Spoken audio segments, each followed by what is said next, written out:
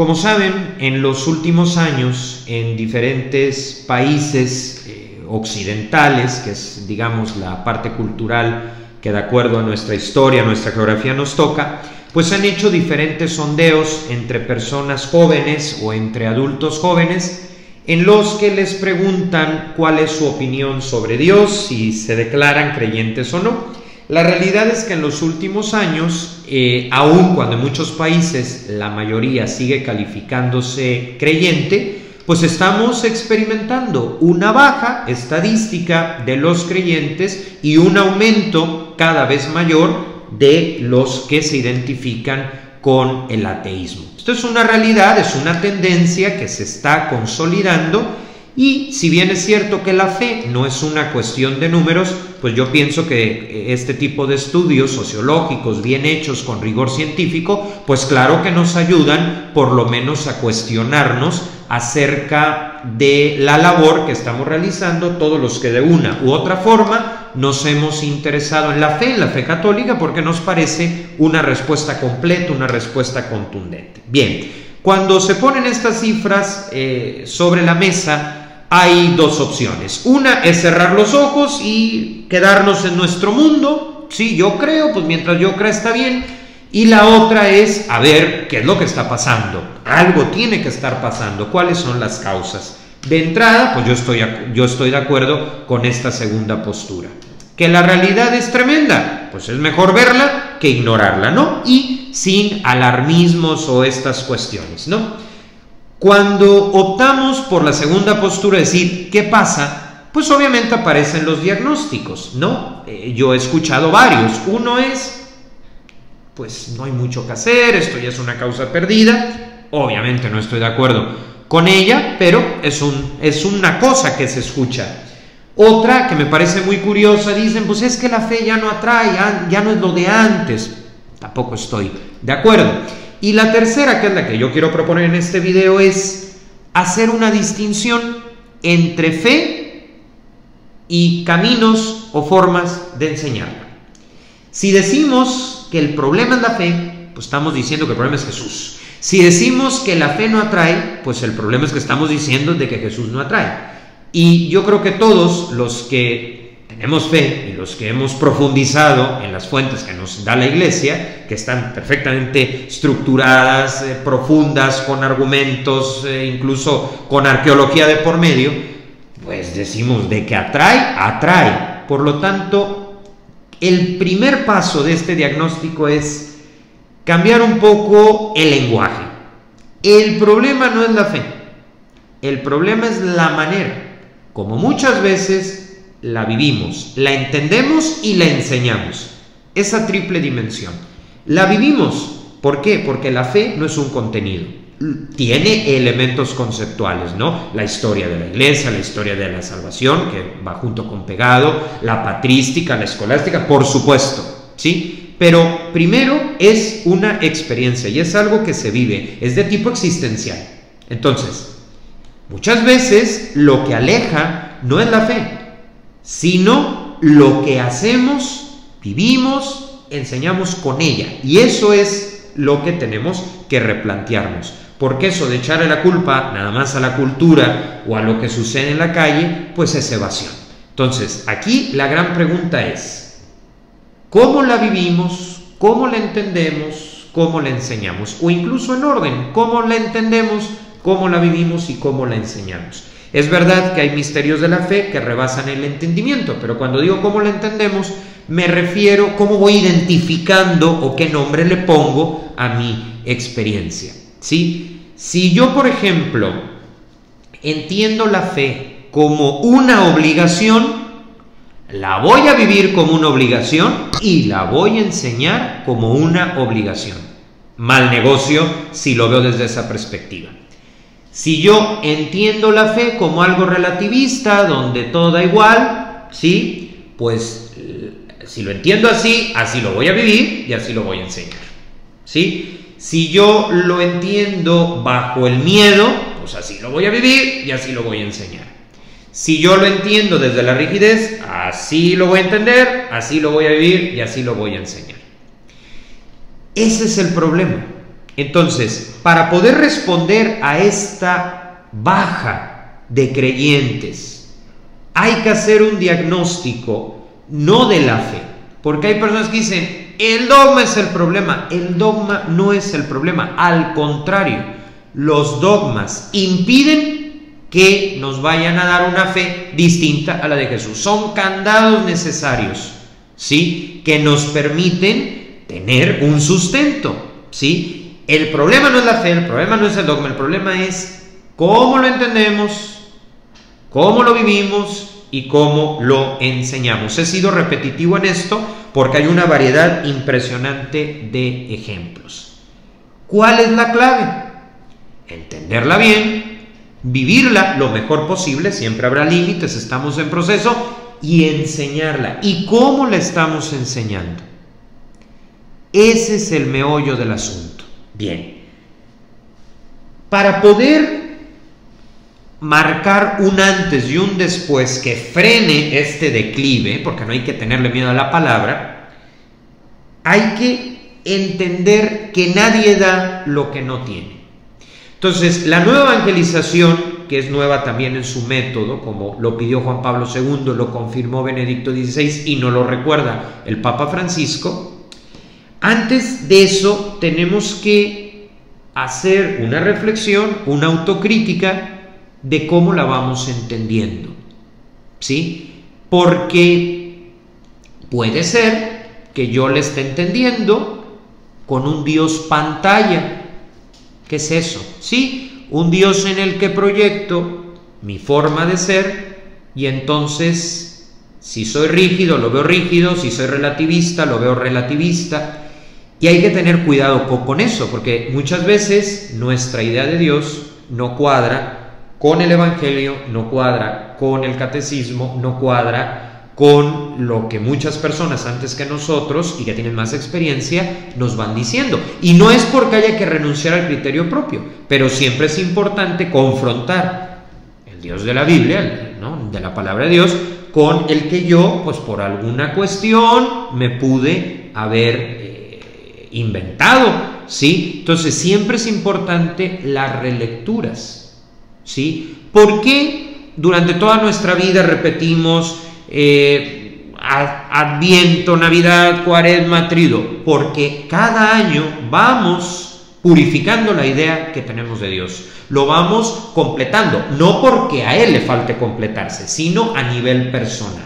Entonces, el primer paso para poder entender adecuadamente o para poder hacernos una aproximación de lo que es Dios, pues hay que prepararnos. Esto es bien importante, hay que prepararnos, y prepararnos tanto sí en la parte, vamos a decir, cultural, académica, pero también en la espiritualidad.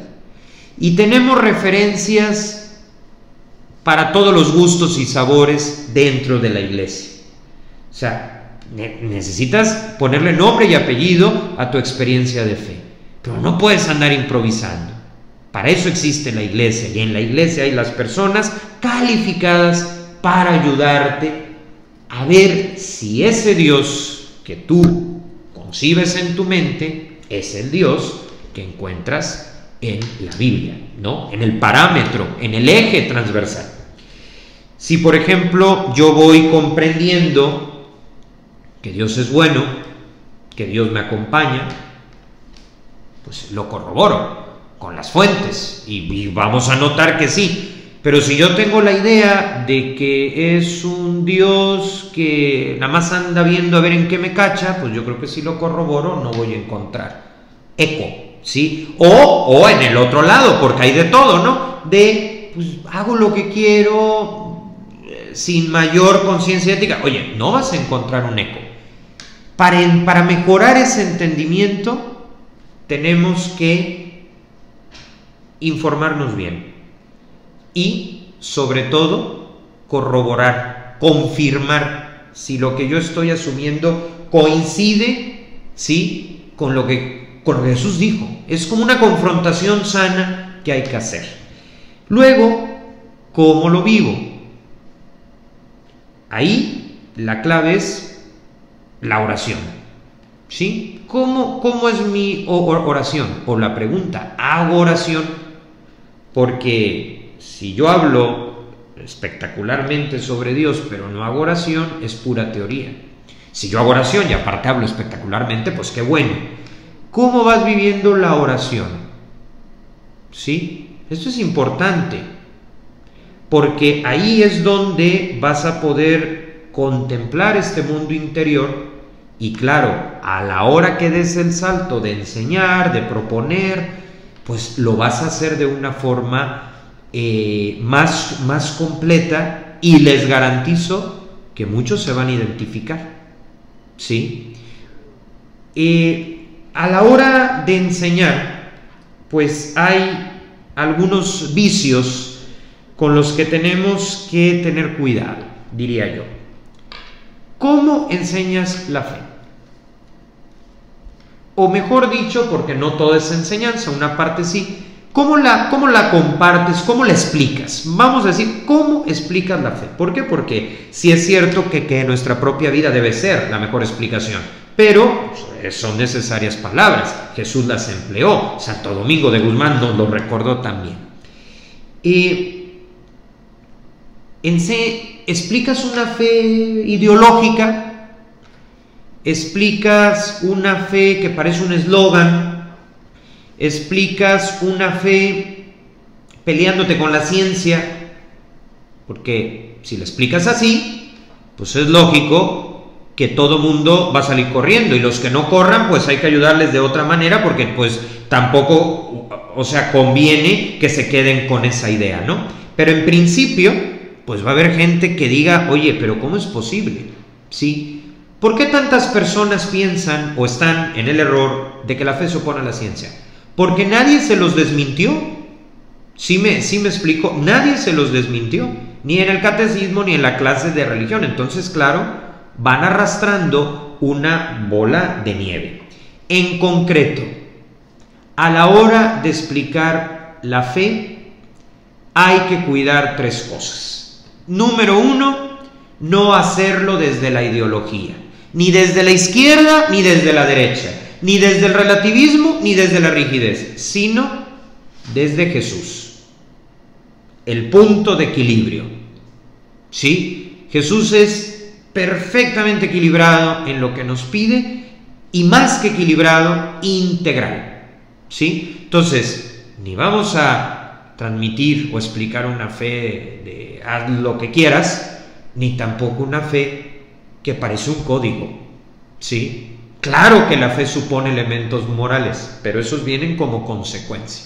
Entonces, ¿qué tipo de fe es la que estás enseñando? ¿Es una fe ideológica? Y cuando digo ideológica me refiero, ¿solamente hablas de categorías sociales? ¿Sí? ¿Solamente hablas de una solidaridad en abstracto? Cuando hablo de cuestiones ideológicas me refiero, ¿haces teoría con los más pobres? ¿Qué significa hacer teoría con los más pobres? Hablar de ellos sin hacer nada por ellos. Esto, porque muchas veces hablamos de la pobreza, pero ¿es una pobreza de discurso o te estás implicando en esa pobreza tanto en combatir la material como en la espiritual? Porque si solo utilizamos cuestiones de tipo socioeconómico, está muy bien para no perder los pies del suelo, pero se puede volver un discurso. Y eso no atrae, me explico, ¿por qué? Porque evidentemente que tenemos que interesarnos en lo que sucede en las calles. Evidentemente de que la solidaridad es un valor, pero es un valor que tiene que venir, en nuestro caso, de la oración. Porque, ¿qué va a pasar si no? Pues vamos a tener un montón de activistas. Y debe de haber actividad, debe de haber acción social. Pero Jesús tiene que ser el parámetro en esta perspectiva. Cuando digo enseñas desde la ideología, también es el otro extremo. Enseñas metiendo miedo, enseñas diciendo cuál es el rito verdadero y cuál no te toca, pero ahí estamos. ¿Qué enseñamos? Sí me doy a entender. En cambio, Si tú enseñas una fe en contexto, fe y justicia, por ejemplo, la cosa va bien. ¿Por qué? Porque estás teniendo el lado de la contemplación y el lado de la acción. Enseñar a Jesús. Y claro, enseñar a Jesús lleva a preocuparnos por la realidad social, pero no como activistas, sino como apóstoles, que es diferente, ¿sí? No como meros espectadores, sino como constructores de un mundo mejor. Porque subir a redes sociales una queja, ok, pero si esa queja no baja la realidad, es ideología. Entonces, enseñar a Jesús, ese es el punto. Un Jesús concreto y en contexto social, ¿sí? Eso puede servirnos de parámetro. Que nuestra pastoral no sea de obsesiones, ese debe ser el tema, sino de opciones, que es totalmente diferente. Un segundo punto que hay que evitar a la hora de este tercer paso, enseñar, explicar, es el de presentar una fe desvinculada de la razón y de la ciencia, ¿sí? Por ejemplo, si enseñamos que una persona solo se cura con la oración, yo nunca he dicho eso, pero si enseñamos eso y decimos que la ciencia no sirve, que las vacunas no sirven, pues estamos enseñando una fe desvinculada de la ciencia. Claro que la oración contribuye a que una persona supere los problemas, pero la oración es Dios que nos habla, y ese Dios que nos habla también dice, pero utiliza las herramientas a tu alcance, herramientas éticas, por supuesto. Sí, yo te voy a ayudar frente a una pandemia, pero también es necesario que tomes medidas en materia de higiene, sí, que te informes con tu médico, sí, o sea, tiene que haber un fundamento científico. Cuando enseñamos una fe sin ciencia, no estamos enseñando fe, estamos enseñando magia, ¿sí? En cambio, cuando enseñamos una fe con ciencia y una ciencia con fe, aunque tienen dos objetos de estudio diferentes, se complementan. Somos fe y ciencia y fe. Y si tú enseñas una fe desconectada, ¿sí?, de la razón, pues es fideísmo y no conecta. En cambio, la fe católica tiene un elemento, admite la ciencia, se complementa con ella. Para una prueba, Santo Tomás de Aquino. ¿Qué nos enseña Santo Tomás de Aquino? El complemento. Entonces, hay que enseñar la fe, claro. Hay que enseñar el valor de la oración, claro. Hay milagros, existen, sin duda, pero no por malinterpretar los milagros descartemos la fe. Uno no se va a salvar de la pandemia por puro rezo. Tiene que tomar medidas de higiene, consultar a su médico, ver las opciones disponibles, ¿sí? Eso es bien importante. Ni somos fe ciega, ni tampoco una ciencia que niega la existencia de Dios, porque para nosotros la ciencia es una forma de conocer el pensamiento de Dios. Y esa es la cuestión que tenemos que ir viendo, que tenemos que ir trabajando. O sea, si estás dando una clase de religión y te preguntan, ¿sí?, ¿cuáles son las razones de la resurrección? Y tú le dices, la razón es que así se nos enseñó, así dice la Biblia, pues obviamente ese joven, ese estudiante va a salir de ahí y cuando venga la estadística va a decir, pues ¿sabes qué? No creo. En cambio, cuando le das el fundamento bíblico, cuando le explicas la arqueología en Tierra Santa, el Santo Sepulcro, que lo acaban de restaurar, cuando explicas todos los elementos de la sábana santa en Turín, ahí la cuestión cambia. ¿Me explico? ¿Por qué? Porque ese alumno no se va con una idea limitada, sino con una argumentación. Ese es el punto, ¿sí? Es verdad, hay que tener cuidado también que no se vuelva puro concepto, puro argumento, porque hay quien dice, y yo lo voy entendiendo así, hay que favorecer la experiencia. Estoy totalmente de acuerdo, pero favorecer la experiencia de Dios significa entender que la experiencia la produce Él, no nosotros. Nosotros lo que hacemos es favorecer el ambiente. una capilla limpia, digna, que sea en el lugar más silencioso posible. Eso es lo que nos toca. Pero también es cierto que para que se dé la experiencia, también un argumento puede dar lugar a la experiencia. Por eso hay que explicarlo. Entonces la fe guarda una relación directa con la razón. ¿Sí? Esa es de las grandes lecciones del Papa Benedicto XVI también. ¿Sí? La fe nos dice el para qué de nuestra vida, y la ciencia el por qué del universo, el Big Bang, el funcionamiento anatómico, la genética, todo esto. Entonces, que lo que expliquemos se relacione, y esto es bien importante, que se relacione con la fe.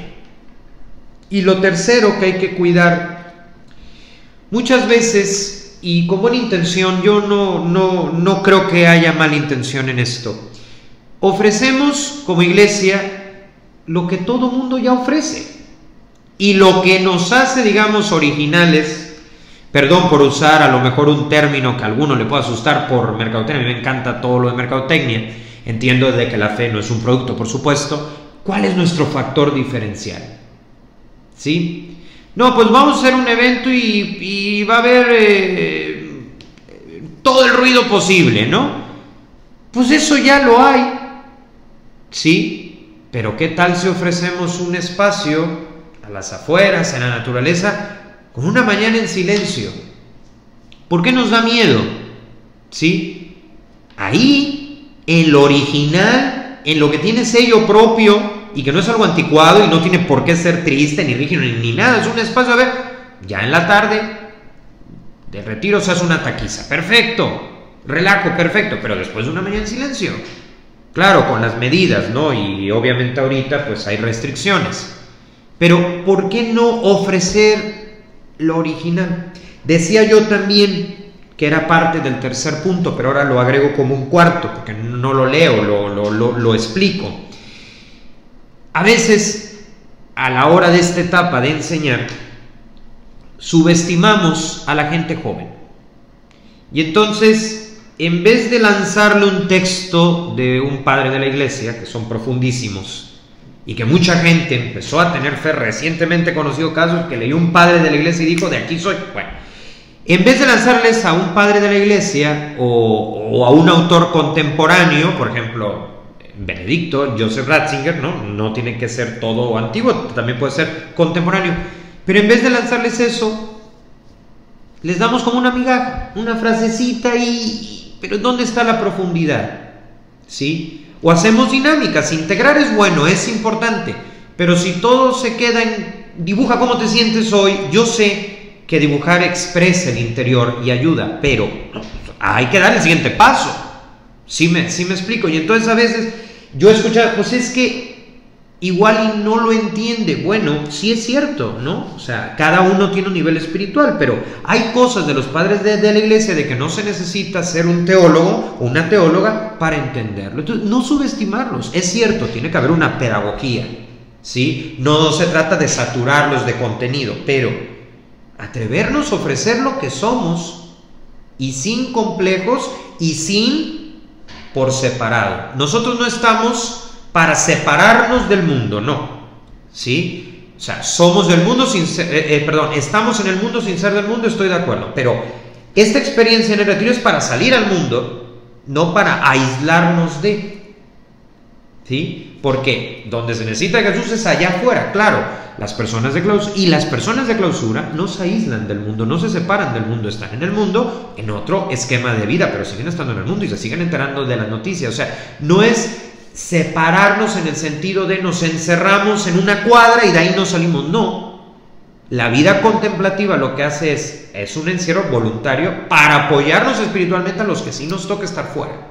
¿Sí? Yo ahorita no estoy hablando de la clausura, sino de los que estamos fuera.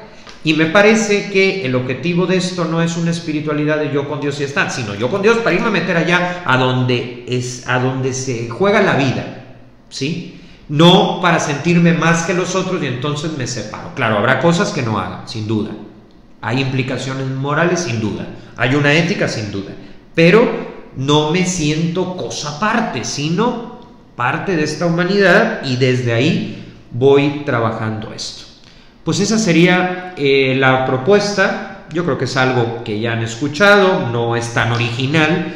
Yo diría que lo que he dicho es de sentido común. Entonces, para que más personas hagan clic, conecten con la fe, pues hay que, número uno, liberarla de discursos ideológicos, de categorías sociales sin implicación real o de una rigidez y una obsesión que no sea opción. Lo segundo tiene que ver con nuestra capacidad de entender la fe en términos también de ciencia, de razón, de argumento. Lo tercero y muy importante, ofrecer lo propio, no porque lo de afuera necesariamente esté mal, sino porque hay que ofrecer lo propio. Eso es lo que se valora, la espiritualidad, una experiencia en alguno de los lugares que tiene la iglesia, que incluso su arquitectura habla por sí sola, ¿no? Y lo cuarto, que es también un punto medular que nos va a permitir ir entendiendo que formamos parte de la humanidad, formamos parte de la sociedad y que no hay que subestimar a los jóvenes. No porque sean jóvenes significa que hay que tratarlos como niños. Al niño hay que tratarlo como niño, pero al joven como joven, y el joven perfectamente puede descubrir la patrística, ¿sí? La espiritualidad. Y claro, todo esto va a llevar a la acción social, porque no pretendo que sea una espiritualidad sin acción social. Cuando critico el exceso de conceptos sociológicos me refiero cuando hablamos de pobreza sin implicarnos en la pobreza, ¿sí? E implicarnos en la pobreza no significa únicamente en esta zona, sino también en formar futuros líderes, futuros empresarios con solidaridad, que construyan puentes, que se interesen por un nuevo sistema económico, que se preocupe por los vulnerables. O sea, es muy amplio. Pero para cerrar, ¿cómo entiendo la fe? ¿Cómo la vivo? ¿Cómo la explico? Para que podamos lograr que haya experiencia de Dios y compromiso social. Y que la fe sea significativa. Dicho de otra manera, la fe ya es significativa, pero nos toca a nosotros comunicarla de forma significativa.